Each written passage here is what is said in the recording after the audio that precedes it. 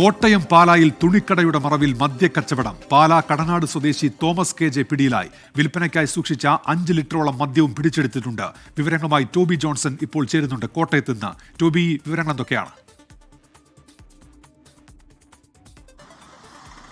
ഉന്മേഷ്, ഇന്ന് ഉച്ചയോടുകൂടി എക്സൈസ് സംഘം നടത്തിയ പരിശോധനയിലാണ് ഈ മദ്യവിൽപ്പന കണ്ടെത്തിയത്. എക്സൈസ് ഇൻസ്പെക്ടർക്ക് രഹസ്യ വിവരം ലഭിക്കുകയായിരുന്നു. തുണിക്കടയുടെ മറവിൽ വ്യാപകമായിട്ട് വിദേശ മദ്യം മറിച്ചു വിൽക്കുന്നു എന്നുള്ളൊരു വിവരമായിരുന്നു ലഭിച്ചതനുസരിച്ചാണ് ഇന്ന് അവിടെ പാലാ എക്സൈസ് സംഘം അവിടെ പരിശോധന നടത്തിയത്. ഈ പരിശോധന നടത്തിയപ്പോൾ തുണിത്തരങ്ങളാണ് കടയിലുള്ളതെന്ന് ഈ കടയുടമസ്ഥനായിട്ടുള്ള തോമസ് എന്ന് പറയുന്ന വ്യക്തി പറഞ്ഞു. തുടർന്ന് എക്സൈസ് സംഘം ബലമായി കടയ്ക്കുള്ളിൽ കയറി പരിശോധന നടത്തിയപ്പോഴാണ് ഒരു ബാഗിനുള്ളിൽ സൂക്ഷിച്ച നിലയിൽ മദ്യക്കുപ്പികൾ, അതായത് 5 ലിറ്ററിലധികം വിദേശ മദ്യം ഇവിടെ നിന്നും കണ്ടെത്തിയത്.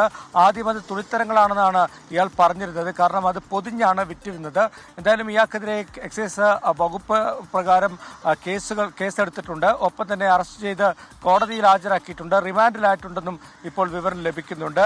ഈ തുണിക്കടയുടെ മറവിലായിരുന്നു വ്യാപകമായി ഇത്തരത്തിലുള്ള മദ്യവിൽപ്പന ഈ വ്യക്തി നടത്തിയിരുന്നത്. ഉന്മേഷ്.